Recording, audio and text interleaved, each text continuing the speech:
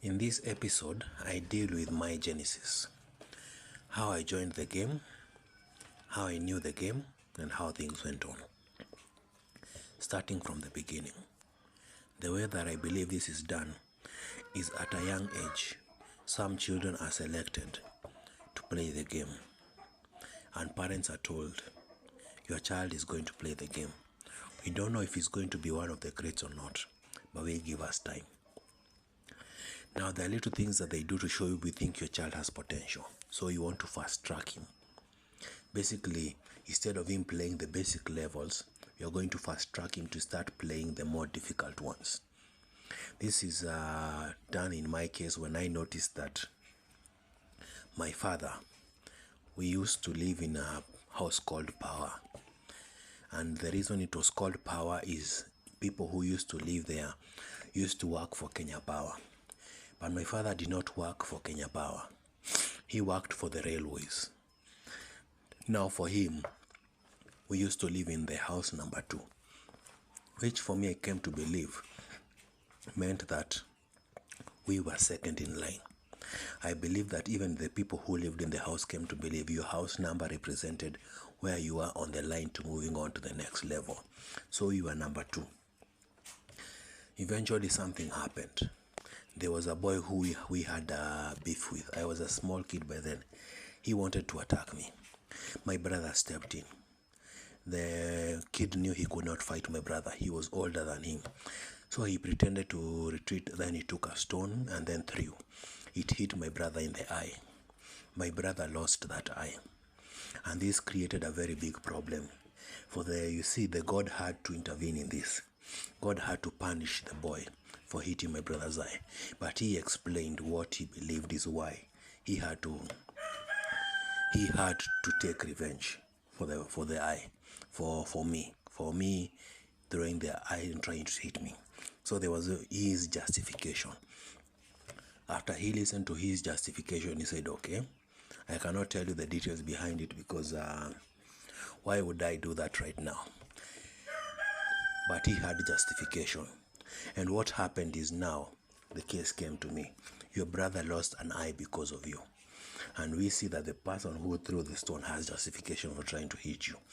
So to do this, we are going to do something with him, the guy who had done something to my brother and made him lose an eye, and you also, because there was justification. So what happened is, for me, they said, you will lose your sight. The sight is how I can connect the dots. You will lose your sight. And in turn, your brother's sight will be doubled as compensation. And it was said as that, and that is how it became. And this revealed itself because eventually when we were around class 5, my father saw that we could actually improve in studying. So he wanted to take us to a boarding school. The boarding school was called St. Martin. And St. Martin, usually to enter the school, you had to do a test. They did not allow you to enter whether you could pay or not. They wanted to make sure that you were smart, so that the mean grade of the school always stayed high. So if you were smart enough, you could enter the school. If you're not, you could not enter. My brother was allowed in without taking the test.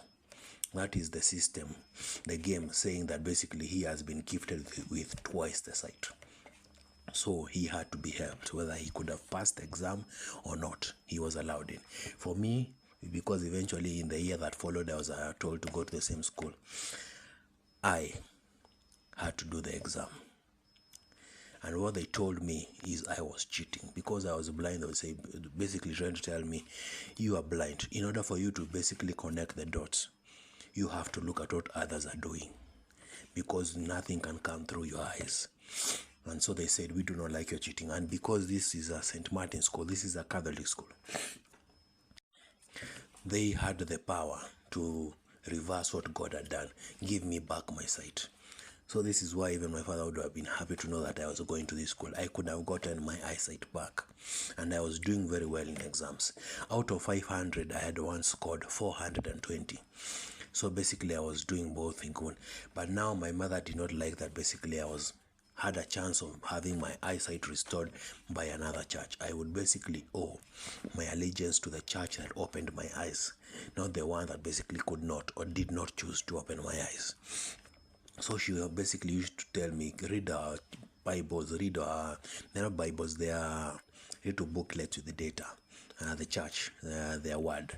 She used to give me this book and say, keep them, read them, because you need to remember the word while you're here listening to the Catholic Church. And I kept them, I read them, but eventually, because the school was harsh, I eventually decided to jump the fence, and eventually I was expelled. And eventually went to a school called Kwang'ethe. And if you know Kikuyu, Kwang'ethe means Kung'ethia, which means you are done, you are lazy head. Basically, you are not paying attention to what's going on around you. So I was taken to a school that says you do not understand what is going around you. And basically this says is, you are taking you to St. Martin to open your eyes, and you refused. You are not open to basically what is going on around you. So stay in the darkness. And that's basically where I stayed in that school. Eventually I went to high school. When I went to high school, I met a boy, and the boy told me that he wanted to talking to me, and they basically asked me, have I seen some things that are interesting and so on. I eventually told him that there were some stars that I thought looked like a key and a key lock. And eventually he transferred a while after that. So for me, I assume that he may have been one of those people who, without knowing, because a lot of people shrugged him off. People might have been basically saying this guy is not even aware of the game. By that time, everyone, I assumed, who was a player knew the game was real. They would have talked to each other and basically know how to share the code, so that they don't basically spill to other people who do not know the game is real. The game is real. Because if you tell someone the game is real and you convince them, that person becomes now an observer. And an observer can basically report to people and say, this guy is cheating because of 1, 2, 3, 4. So they wanted as few observers as possible. That's why they like to keep it a secret. You see? So that's why when they meet me as a player and they see this player is blabbing, being around him is dangerous. Because me being around me is basically saying, now this person, if he creates observers and these observers knows we are also in the game, they'll also follow us. You see? But when I create observers, I don't know anyone who is playing the game. So basically the observers have to observe me. I'm making things difficult only for me. Now with that in mind, the game continues. Well, I finished high school, went into college. I eventually got a job while I was in college, so I dropped out and focused solely on my job. That is when my eyes were open. And I believe this is the reason my eyes were open. If you ever watched a show called Game of Thrones, not the first one with Daenerys, or however she's spelled. The second one, when they went back and said Daenerys had 3 dragons, the only 3 dragons in the Western world, the Westeros. Even out there, they said maybe there were more dragons, but we do not know. But as far as we know, because they came from a place called Valeria. Valeria was where the dragons were, but Valeria fell. So they did not know if there is somewhere in that darkness where the Valeria came from, dragons still existed. But as far as they knew, these were the only ones left in the world. So she had 3 dragons. Now that story ended badly for her, because she was stabbed in the back by someone she trusted. But in this one, they went back in time, back when there were more dragons, to tell us the story of a place where you can say you can actually get more dragons. Because if there are 3, you can say I'm not interested, because the odds of me getting one of them when there are only 3 is few. But when you tell you there are multiple dragons, people say, okay, this is an interesting place, with there may be more dragons. Maybe Valeria hasn't fallen. Okay, so moving with that, there were multiple dragons, and there was a kid who did not have a dragon. That kid eventually came to hear that the most powerful dragon was now without a master, because the master had died. So he took courage and went to try and own the dragon. In order for you to own the dragon, you need to speak the right words. And if you risk that, you may actually be burned to death if you do not say the right words.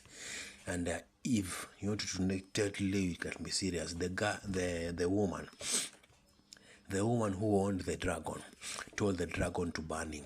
Imagine you telling your own dragon, burn me alive. And the dragon saying, you are my master, and if you ask me to burn you, I will burn you. What makes you think if you are not its master, it cannot burn you? If it can burn its own master, why would it also burn you? So that's how it says basically. taking on that dragon was a very risky affair. The kid eventually managed to tame the dragon. If she went to the adults and asked for help, the adults would have told him no, the dragon should have gone to another person. And basically, he sneaked and basically got the dragon first. The other kids basically fought him and said, no, the dragon should not have belonged to you, it should have belonged to another person.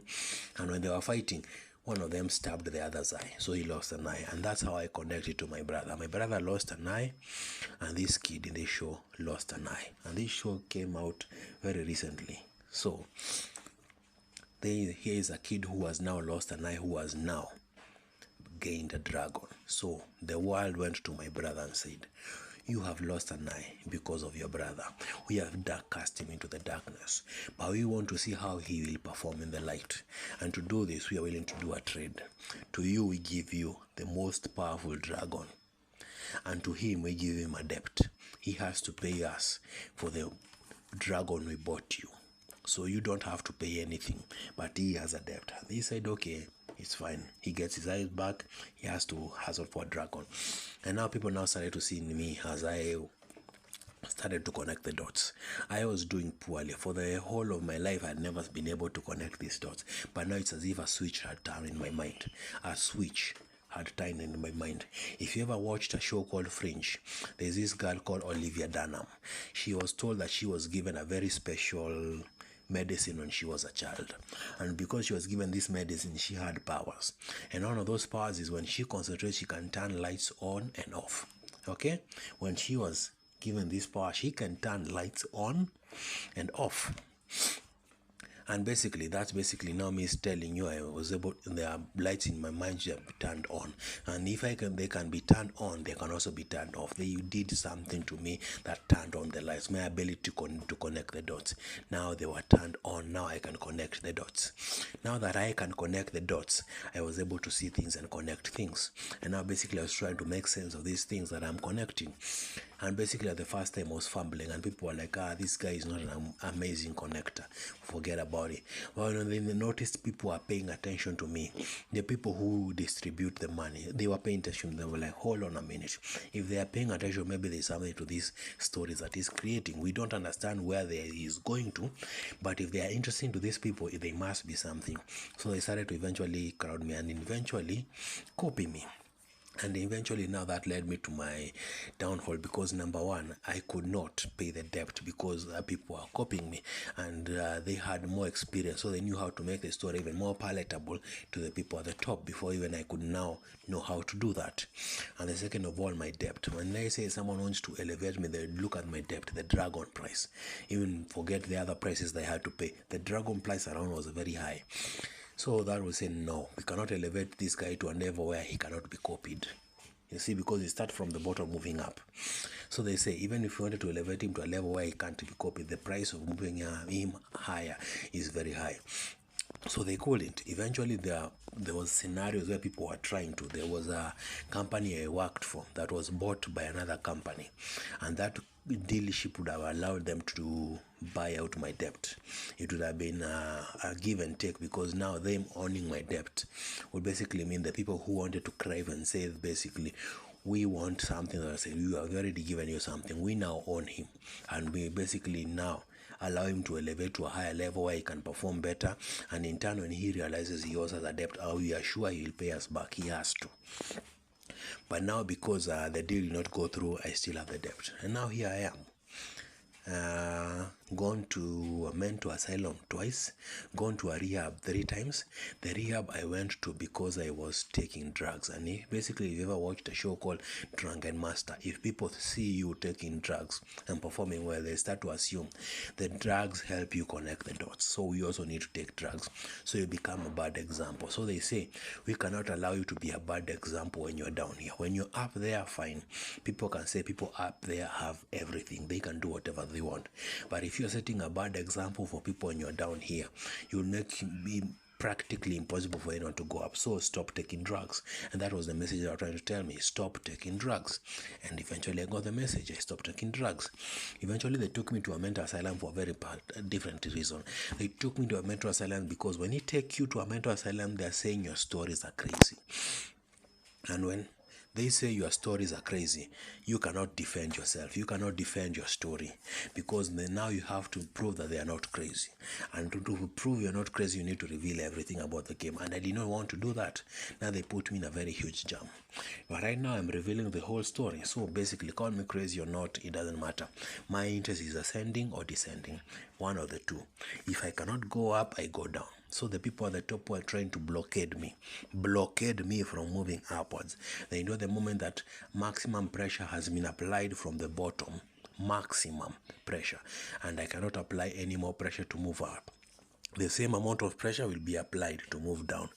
Now for you to stop me, you will now need to descend below me and stop me from descending, if you can. And for that, you'll have to lose all your energy you're using to go up to prevent me from going down. And when this happens, people will know you are invested in me, and you'll have to explain why. And for that very reason, we'll have to see how this plays out.